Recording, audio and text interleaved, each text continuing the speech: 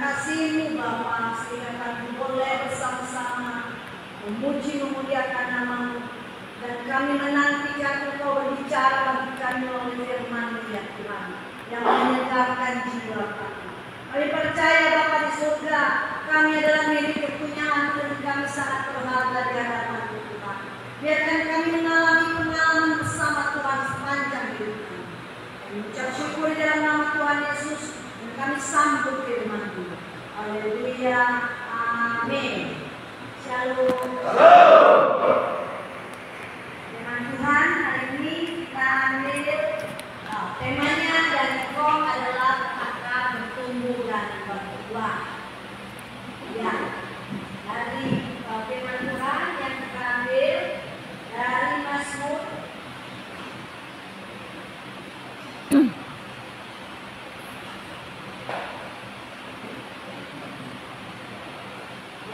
Mazmur 92 ayat 13 sampai 16. Kita membaca bersama-sama ya, dari 13 sampai 16. 2, 3. Orang benar akan berbuah seperti pohon korma, akan tumbuh seperti pohon ara semangat. Mereka yang bertanam di bawah Tuhan akan bertugas di pelataran pada Tuhan. Pada masa tua mereka masih berbuah, menjadi gemuk dan segar. Untuk memberitakan bahwa Tuhan itu berat, bahwa Dia yang tidak akan berjuang. Amin. Saudaraku, kalau satu pohon itu yang paling penting adalah akar. Ya, kalau akarnya tidak bertumbuh dan tidak mencari air sehingga dia tidak bisa berkembang ke bawah dan ke kiri dan ke kanan, tidak akan ada pertumbuhan. Satu benih yang akarnya tidak tumbuh tidak akan pernah ada pertumbuhan ke atas. Jadi artinya di dalam dulu ya. Begitu juga dengan akar kerohanian kita. Di dalam kehidupan kita, saudaraku, kita diperlukan berakar di dalam Tuhan. Kenapa? Kalau kita berakar dengan Tuhan, maka segala badai apapun kita tidak akan goyah. Ini. Nah, benih pohon korma ini saya ambil ilustrasinya adalah pohon korma. Kenapa pohon korma? Karena pohon korma itu biasanya dibuat pola, ditanamkan pola dalam pasir ya, itu yang di daerah Timur Tengah sana. Kemudian setelah ditanamkan, kemudian ditimpa lagi pakai batu. Loh, kapan dia tumbuh? Ya, nah ternyata pohon korma itu kalau dia mulai menggeser bagian di atas, dia mencari ke dalam sampai ke dalam, bisa sampai 1,5 sampai 3 meter kedalaman untuk menembus tanah kadas ya, yang buat kadas ya. Sehingga ketika dia menembus batu-batu yang keras, maka dia sudah mendapatkan air. Setelah dia mendapatkan air, maka dia mulai menembus batu yang ada di atas benih tadi, dan dia mulai bertumbuh ya, menjadi pohon yang besar dan menghasilkan buah. Saudaraku, pondasi iman yang kuat itu ada di Lukas 6 ayat 47 sampai 49. Ini menceritakan tentang bagaimana ya Tuhan mengatakan bahwa setiap orang yang datang kepadaku akan mendengarkan perkataanku, dan setiap orang yang melakukannya, aku akan mengatakan kepadamu dengan siapa dia tidak bisa makan. Itu kata Tuhan Yesus ya. Dengan siapa dia bisa makan? Dia sama dengan seorang yang mendirikan rumah. Rumah itu digali dalam-dalam dan meletakkan dasarnya di atas batu. Jadi kalau kita buat rumah, kalau dasarnya adalah batu, maka ketika air datang, banjir melanda rumah itu tidak dapat digoyahkan karena rumah itu kokoh dan batu. Tapi barang siapa mendengarkan perkataan tapi tidak melakukannya, dia sama dengan seorang yang mendirikan rumah di atas tanah tanpa dasar. Ketika banjir melanda dan rumah itu segera runtuh, dan hebatlah kerusakan. Saudara yang dikasihi Tuhan, orang benar itu bukan berarti orang yang suci, kudus, bahwa tidak melakukan kesalahan apapun. Tidak ada orang yang paling benar di dunia ini, satu tidak ada. Semua kita berdosa. Tapi Tuhan bilang dalam firman-Nya, engkau tidak benar, tapi aku yang akan membenarkan engkau. Tuhan akan membenarkan kita sehingga kita menjadi orang benar. Jadi jangan ada yang mengintimidasi dirinya bahwa kita adalah orang yang paling tidak benar. Kenapa bicara soal akar kehidupan? Di sini bicarakan soal rumah yang dibangun di atas batu.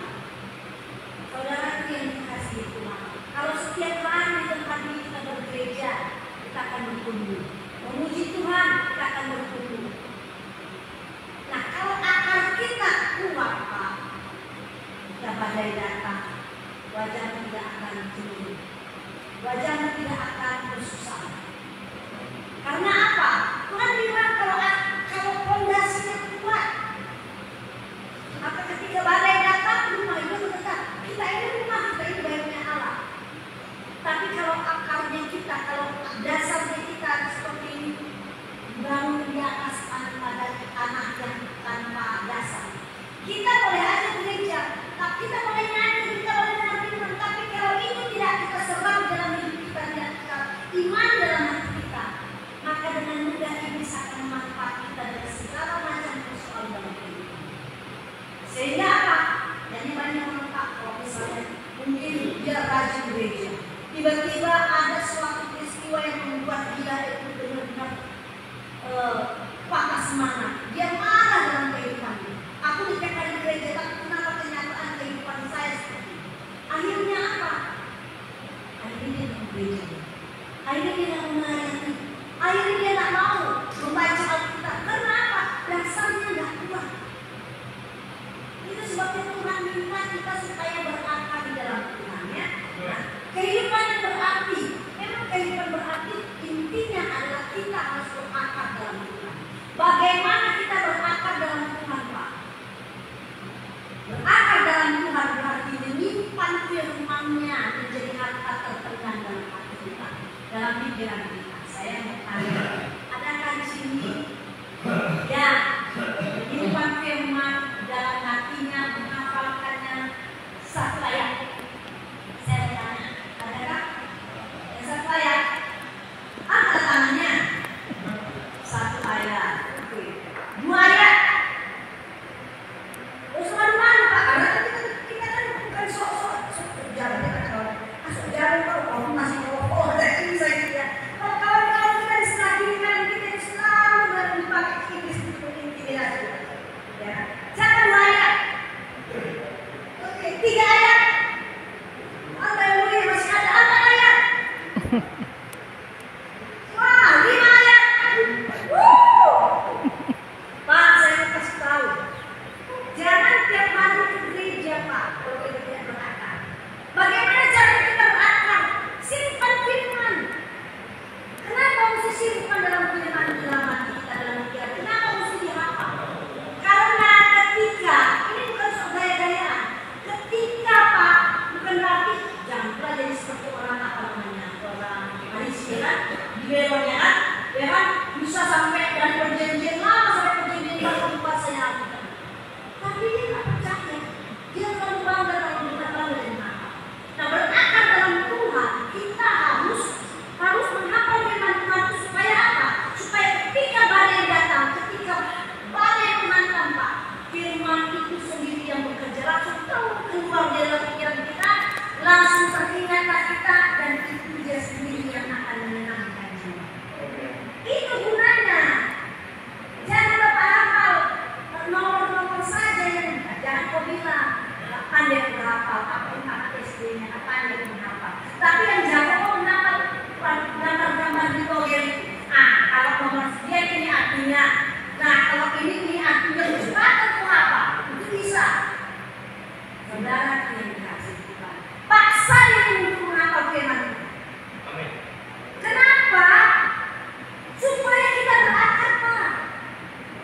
Kita akan hidup, gak ada manusia yang punya masalah, semua masalah. Kalau tidak ada firman yang kita hafal, Pak, ini saya kasih. Kalau tidak ada firman Tuhan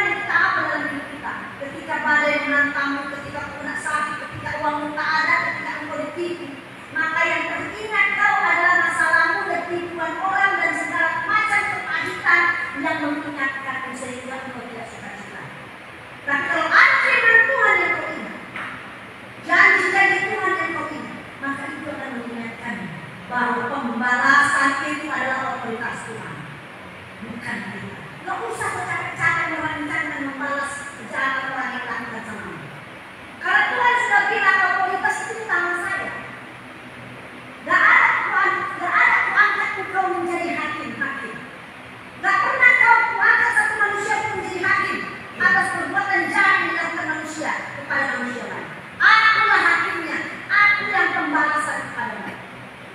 Jadi bagian kami apa? Bu, kalau kita sudah melakukan orang melakukan kejahatan sama kita, apa yang kita lakukan?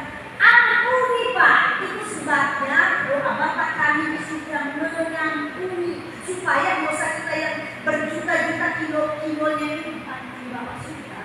Kalau kita tidak mengampuni orang, dosa kita Bapak sudah mengampuni kita, tidak ada. Kita tidak bisa mengampuni kesalahan orang kita. Jadi jangan mau dipengusiran iblis.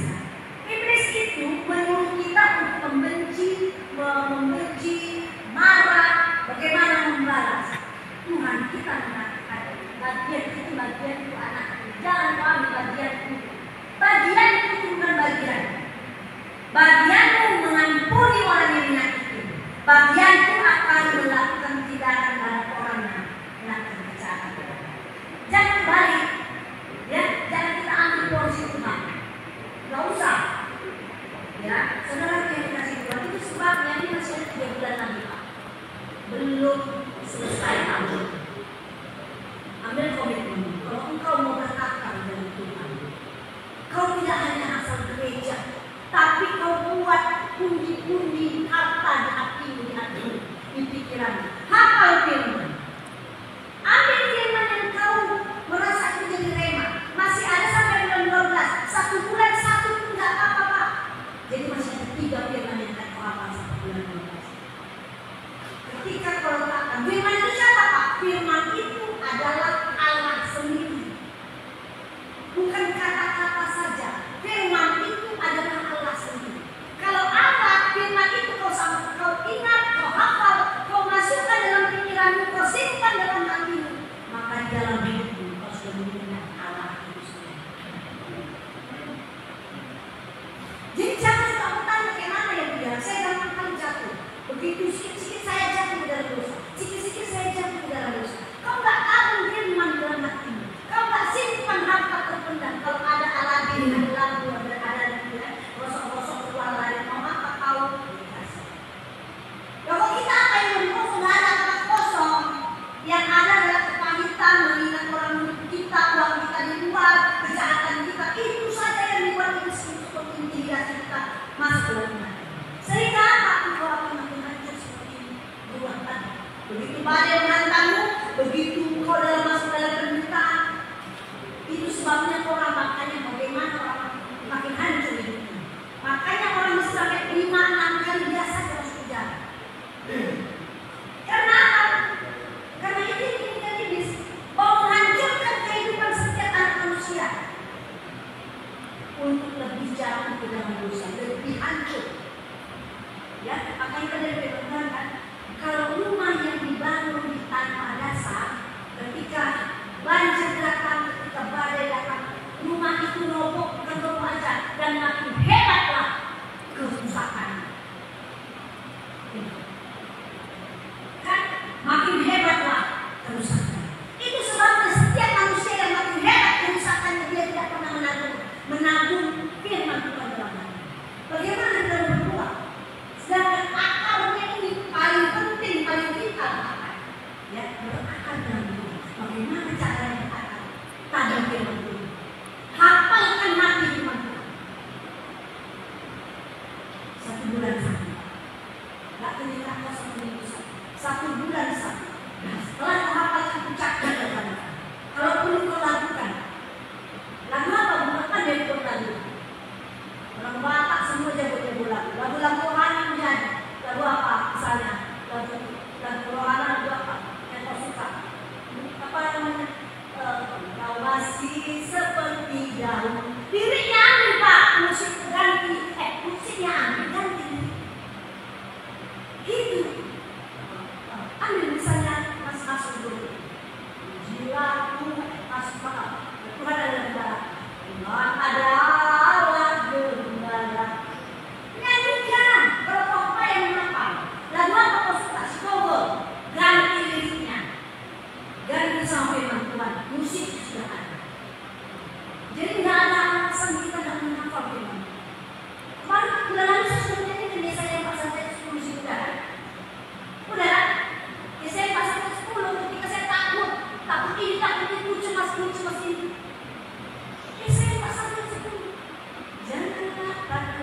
Sebab aku menyertaimu. Kenapa menyanyikan? Jangan takut, janganlah bimbang, sebab aku ini Allahmu. Aku akan menentukan, bahkan akan menolongmu. Aku akan memegangmu dengan tangan kananku yang membawa kemenangan. Ketika kita menyanyikan lagu, aku akan takut karena janji Tuhan bilang, tangan kananku romanya memegang kau dan membuat kau menang, membuat kau menang. Jadi nyanyikan, hafalkan. Sekarang saya mau tantang kalian semua laki-laki gila. Biasanya laki-laki itu yang pegang janji. Siapa yang mau melakukan? Siapa yang menghafal firman Tuhan 9? Masih ada yang lainnya. Bolehlah 9, 10, 11, 12. Bulan 10 lah. Tapi sebenarnya bulan ini cuma ini. Siapa yang mau mengambil komitmen satu ayat yang satu ayat untuk kota di dalam itu? Siapa? Siapa? Ih, gak mau mendekat dari pulang aja tadi. Ih, berkali dia. Ngapain dia gereja? Kenaan ini, kesan ini. Siapa yang mau? Bukan seperti Rahman. Yes.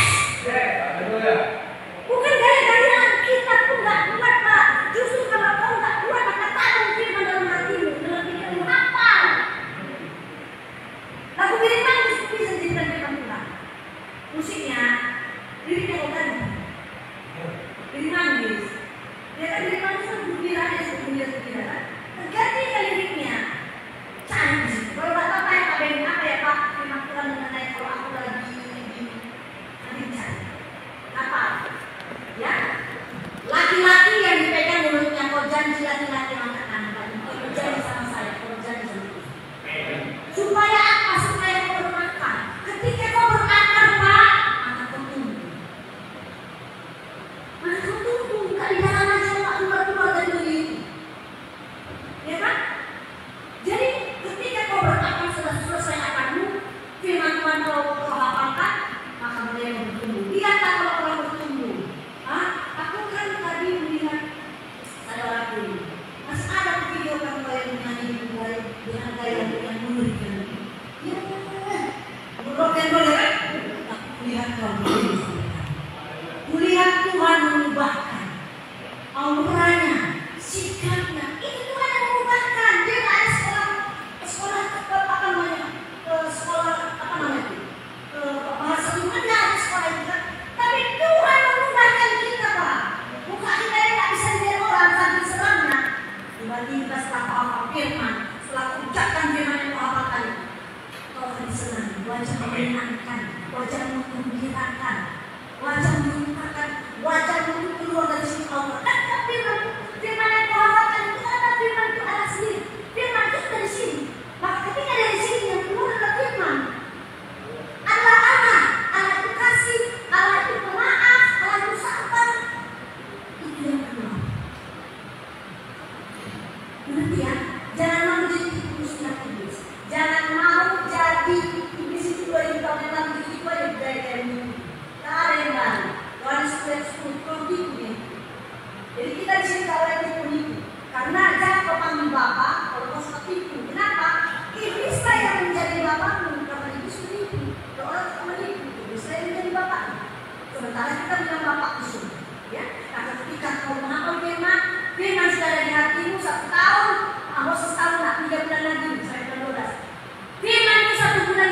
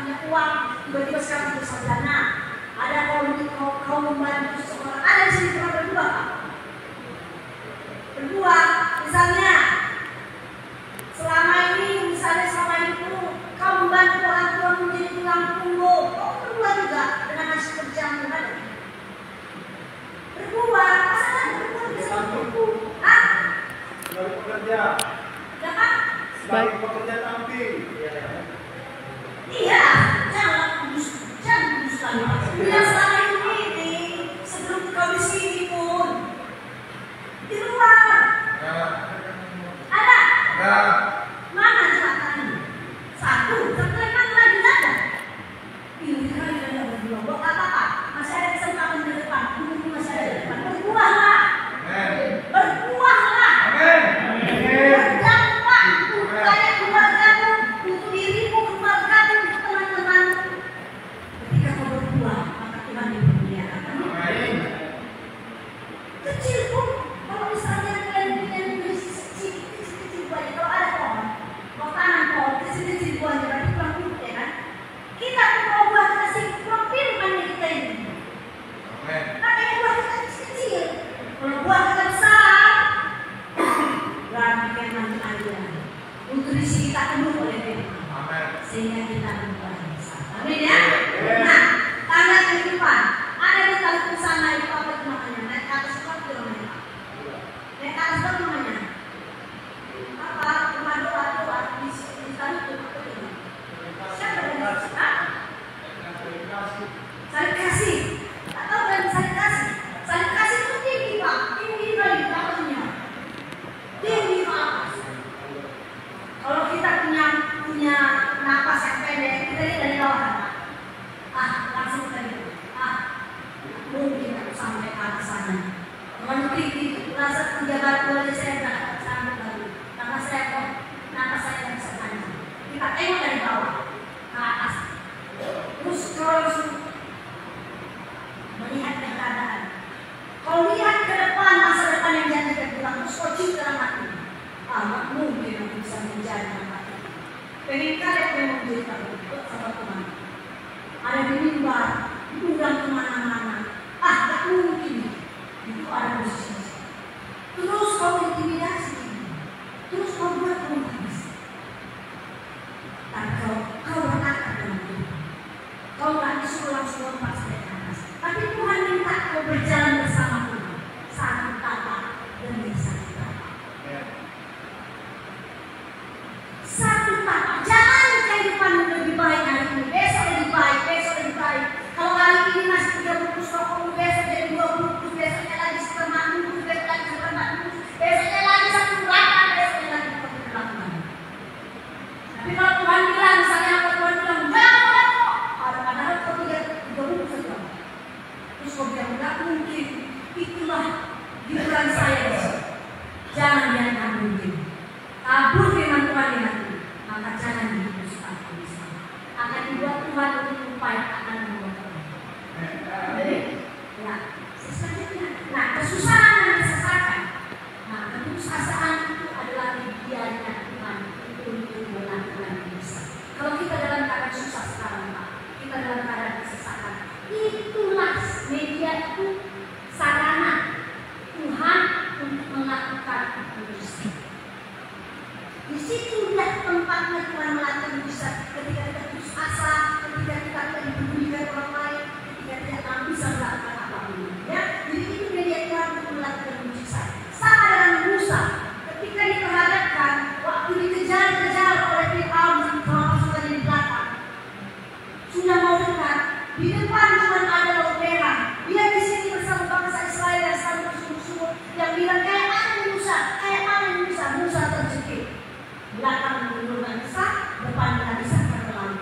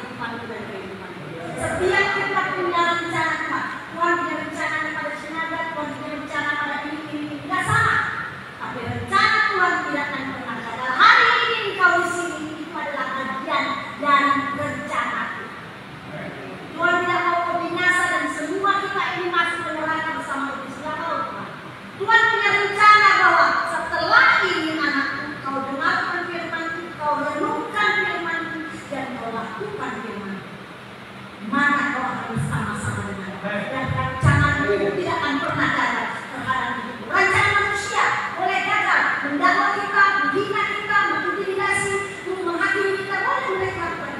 Tapi rencana Tuhan untuk menaikkan kita seperti menjadi kepala bukan ekor, itu rencana Tuhan untuk kita tidak akan pernah gagal.